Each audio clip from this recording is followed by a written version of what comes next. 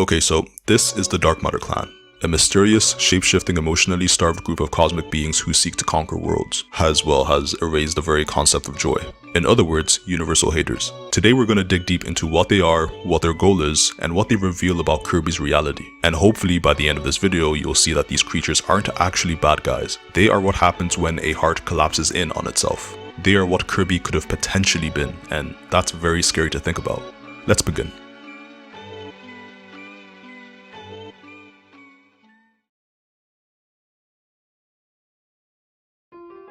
According to the official Japanese sources like Kirby's 20th anniversary material, the Dark Matter clan are dark life forms from the far reaches of space. They are actually a collective race, a hive mind if you will, and not just one monster with various clones, and their primary traits define their entire existence. These traits include possessing other people to control them, spreading darkness wherever they go, shape-shifting based on emotion, being influenced and perhaps even strengthened by negative emotion like fear or anger, and some can even develop good hearts, believe it or not. I'll explain that one in a minute. They are the cosmic embodiment of loneliness, a species that seemingly believes joy is a threat. To them, happiness is a disease that needs to be wiped out. The first dark matter seen in the games appears in Kirby's Dream Land 2.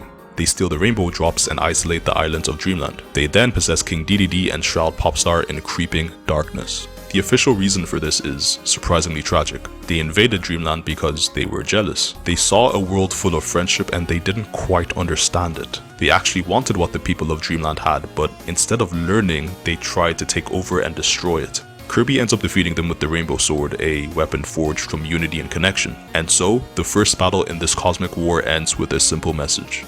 Love wins. Dark Matter returns in Kirby's Dream Land 3, but now with extra ammunition. Their leader finally reveals itself. Zero. A white spherical body, a singular red eye, bloody tears. You know him by now. Zero arrives to drown the world in darkness, fully embracing his nature as the heart of despair. Kirby helps the people of Popstar once again, including Samus, who is there for some reason, and their love and sincere appreciation is made manifest to form the Love Stick, which destroys Zero's body. But Zero doesn't die. Oh no.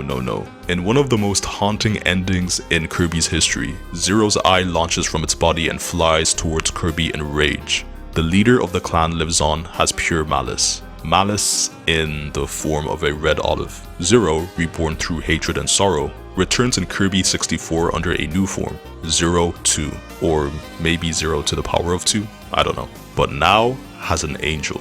His battlefield is Darkstar, a world made of dark matter essence, suspended above the already infested Ripple Star. Here, Kirby faces NZs, who are these foot soldiers and the smallest known dark matter units, Miracle Matter, a sort of powerful, adaptive commander with elemental power, I think.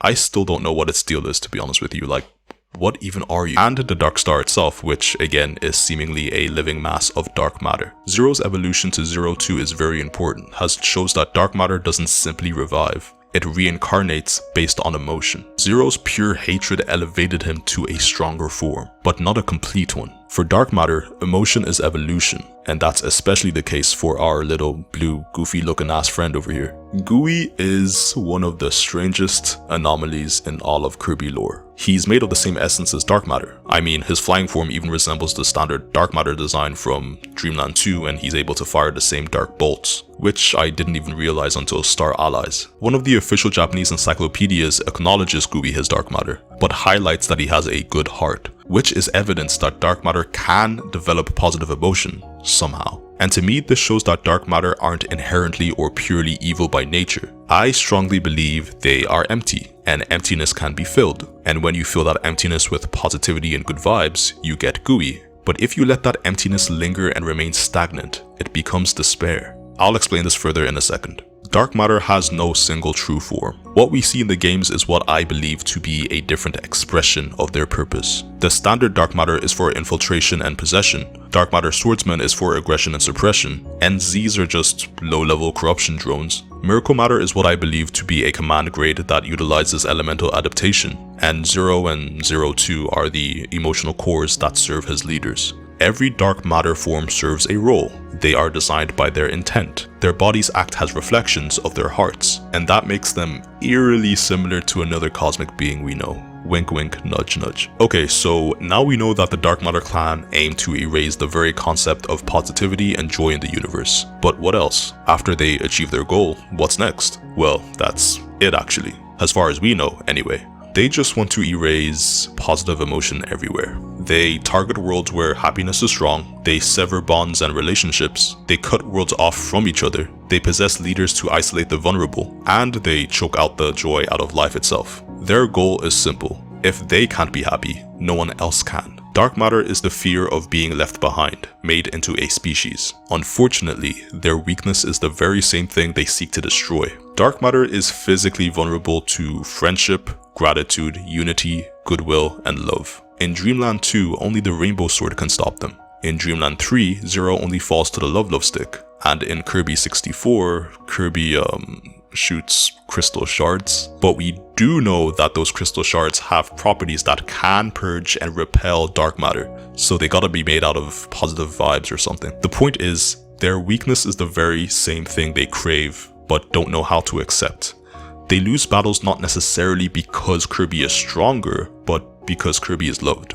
I just want to take a quick minute to explain what I meant when I said dark matter was emptiness, because you're probably thinking, that's weird. I'm pretty sure dark matter is darkness and sadness and despair and all that, not emptiness. See, what I mean is, I don't think dark matter starts off as negativity. I think they turn into negativity because their emptiness stagnates. It's like this. In real world physics, dark matter is considered an invisible mass that makes up most of the universe. It isn't literally nothing. It just doesn't interact with light. So to us, it might as well be nothing. But because it's still matter, it has the potential to become something. Now, obviously, applying astrophysics to Kirby is a dangerous game, but the metaphor still fits surprisingly well. Dark matter isn't automatically hatred. It's emptiness with potential. And if that emptiness never gets filled with connection, care, or joy, it curdles into jealousy, it hardens into fear, it mutates into despair, it becomes negativity.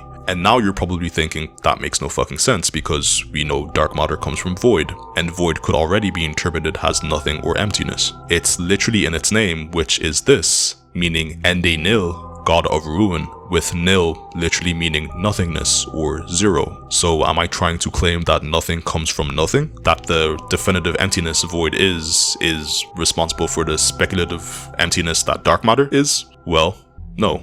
Remember, void is potential. Void can accurately be described as a blank canvas ready to be painted on, or a newborn heart before feeling, or even a soul without experience. Dark matter is emptiness. Void is unassigned. The key distinction is, void is the beginning, and dark matter is what happens when that beginning never finds a middle. And for comparison's sake, Kirby is what happens when that beginning finds love. And shit, if I make the proposition that Kirby wasn't actually born good, I'd probably make a lot of people upset. But just think about it. What was Kirby up to before that gentle spring breeze carried him along? Just food for thought, but I digress. If dark matter was inherently evil from the start, they wouldn't be given a reason for doing what they do. They'd just be evil. Instead, they search for happiness they don't know how to accept. They try to fill the void they have within themselves in a very wrong and violent way. And sometimes the void can be filled the right way. I mean, Gooey exists, and he's a dark matter with a good heart. They alone prove they aren't doomed to be monsters or antagonistic. They just never learned how not to be. And to add salt to the wound, the dark matter leader's name is literally Zero. Zero. If you have a basket with 5 apples, it's a basket with 5 apples. If you have a basket with 2 apples, it's a basket that has 2 apples. If you have a basket with 0 apples, the basket is empty. Zero's name has represented the Dark Matter clan's true nature all along, because they are all empty. Was the basket with apples analogy necessary? No. But did it help me get my point across? Yes. So here's the picture. Dark matter starts off empty, emptiness becomes hunger, hunger becomes control, control becomes corruption, and anything that tries to help that emptiness gets swallowed by it. Because a heart abandoned for too long starts to eat itself. Star Allies introduces the concept of Void, a primordial being whose form changes based on emotion. Void can become a hero of love or a destroyer of worlds. Made an entire video about it. If you haven't checked it out already, please do. Please and thank you. But have you noticed that dark matter follows the same law? Think about it. Emotion defines form, power comes from the heart, evolution is tied to intent. This only reinforces that dark matter are a branch of Void's potential, and either way, dark matter and Kirby are cousins, separated by compassion. After Kirby 64, the dark matter clan disappears physically, but their influence mutates throughout the Kirby series. You have Darkmind from The Amazing Mirror, a being of negative emotion in an alternate dimension, and you have the Dark Crafter in Rainbow Curse, who becomes a manifestation of corrupted artistic energy. And while these guys aren't direct members of the dark matter clan, they follow the same emotional physics. The legacy of dark matter continues through the universe's wounds. Dark matter does not die, it changes shape. Dark matter is never extinguished, it is dormant. Friendship, joy, dreams may suppress its rebirth, sure. But as long as sorrow exists, as long as someone out there feels lonely, the dark matter clan can reform. They are the hunger for connection taken down a dark path. They are the whisper that says you don't belong. They are loneliness incarnate, and sometimes loneliness finds a new body. In conclusion, dark matter is more than a group of villains in the Kirby universe. They are what happens when a heart collapses inward, when emotion stagnates, when fear replaces trust, when wanting becomes ruining. They are Kirby's opposite not because they hate him, but because they don't understand him. Kirby is proof that even a teeny tiny heart can become a miracle. Dark matter is proof of what happens when a heart is left unheard. And like I said in my previous video, every battle between them isn't a battle between good and evil. It's the universe deciding which path it wants to take. But Kirby will always win for one simple reason. He is not alone. That is the entire story. That is the entire war. And that is exactly what dark matter truly is. Alone.